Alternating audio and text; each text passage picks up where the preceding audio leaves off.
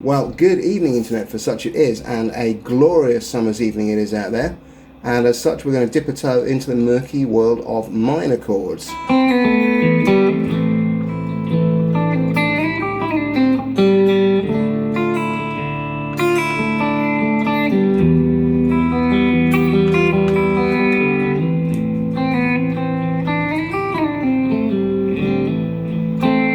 Now, it's important to realise that these are not new chords. They are simply derivations of chords we already know. Simply put, all the chords that we've learned so far are major chords which have a root, a third and a fifth and produce a happy sound. Now what we're going to do is mangle this chord by flattening its third. And just to give you a little bit of explanation of what these terms mean, the root note in a chord is exactly what it sounds like. It's the note that the chord starts from. Then we have the fifth, which effectively adds a little bit of filler. Fattens out the sound without really giving it a mood. Mood is the job of the third. If I have a major third, I have a happy major sound. If I flatten that third, by which I mean I force it down a semitone, represented by going back one fret on the fretboard, then I get a sad sound. Now we can turn all of the chords that we already know into minor chords, and I'm just going to demonstrate the C minor and G minor to begin with, and these should really be thought of as curiosities. They are there to preempt the questions that I always get as to why isn't there a C minor, why isn't there a G minor. Well, they're just horrific to play. But I'll show you them now so you can give them a go if you like, but bear in mind these are not chords that you really need. With a C, I've got two instances of the third, one of them being the E note here on the high E string. Can't do much about that other than avoid it. And the other one's here on the second fret of the D string. So I'm going to move that back one fret to the first fret, which means I'm going to need to refinger and play like so. So you can see there I've got the little finger doing the root note on the third fret of the A. Index finger is now doing the flat third on the first fret of the D. Open G as before, and now middle finger is doing the root note first fret on the B string. Similar thing with the G. What we're going to do here is take the version of the G with the third fret on the B and E strings, as we use for Highway to Hell. And the third is this note here on the second fret of the A string. I'm going to move that back one fret and I get this thing here, which sounds lovely but really is rather awkward. So there you are. Let's get that out of the way. Yes, there's a C minor, yes, there's a G minor. No, you don't need to learn them. Right, on with the ones that we'll do the legwork with. So we'll start with the E minor. Here is my E to begin with, and my third is this note here on the first fret of the G string. So I'm going to need to take this down one fret. So one fret lower than the first fret, well of course that is the open string, which means I'm going to need to take this first finger off, and hey presto, hey presto. There we have the E minor covering all 6 strings, nice and dramatic.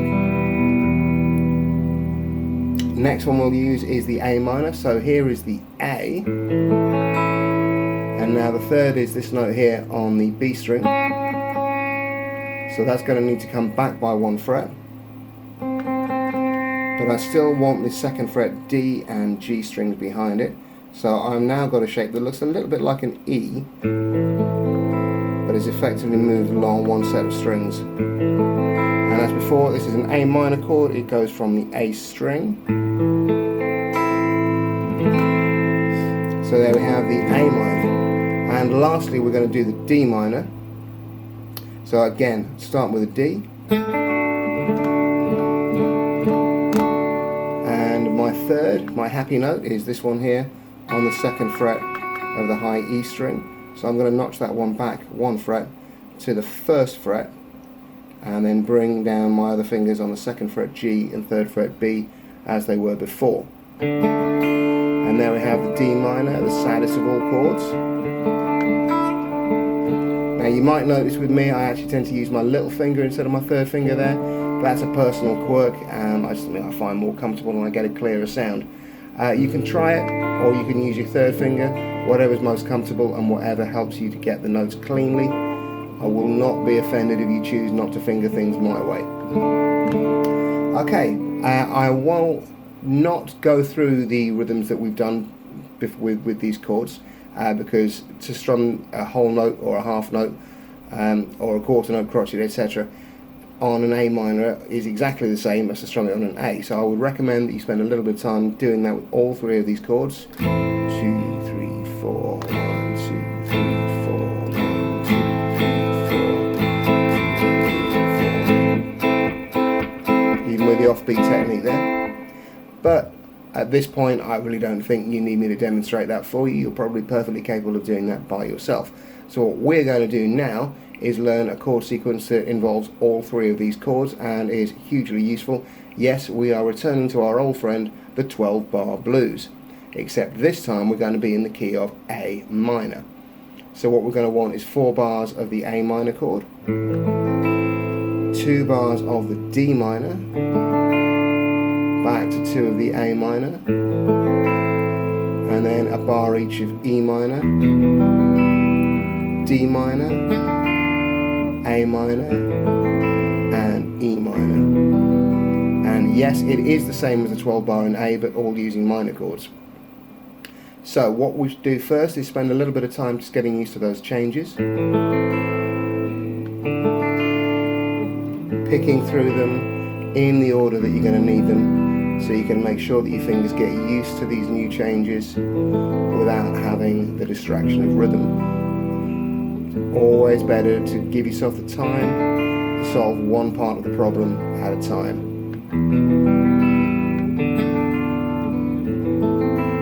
The curse of the beginner is trying to do everything and ending up doing nothing well.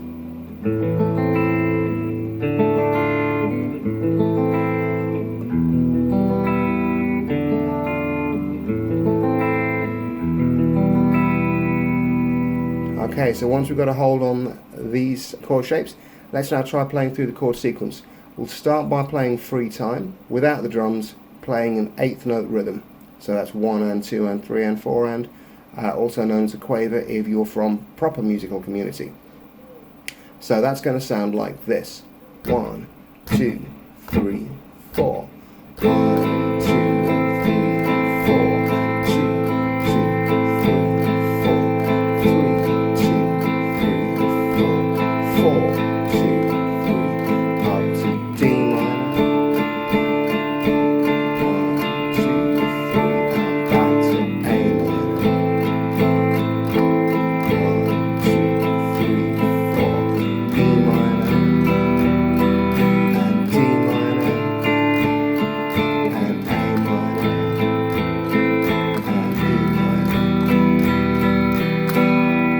Once you've got the hang of doing that, I'd recommend setting your metronome or metronome app or drum machine app, as to whatever you prefer, to a moderate tempo. I'm going to go with 70 beats per minute. There we go. And we'll just try playing through that together. 1 and 2 and 3 and 4. 2,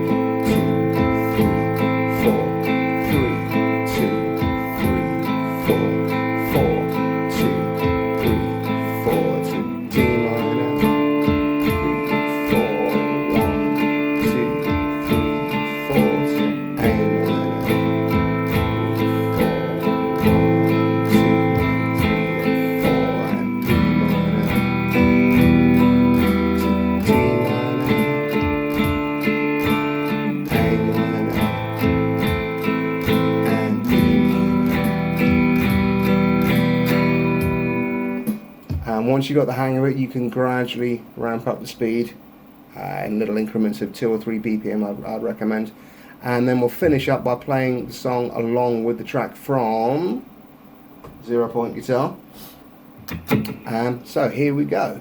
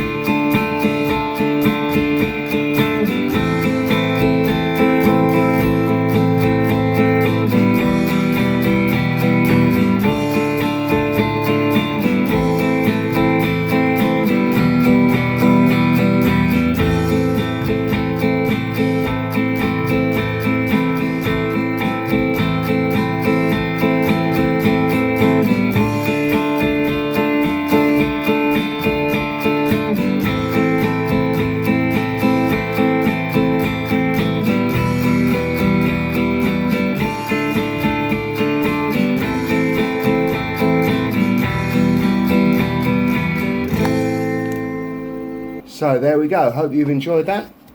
Please do remember, like, share, subscribe, the holy trinity of YouTube. If you'd like to find out more information, if you'd like to support the channel, you can do that for just £2 a month on Patreon and Ko-Fi and Subscribestar. And if not, we'll see you in the next one, as we are coming very perilously to the end of the Start Playing Now series. There's just a few more things that I want to give everyone, a few more sort of generic chord sequences that are going to help you play thousands of different songs, and then we'll probably top it up with a few beginner strum along songs as we go along. Anyway, enough waffling. Thanks for watching. I hope you've enjoyed it, and I'll see you in the next one. All the best.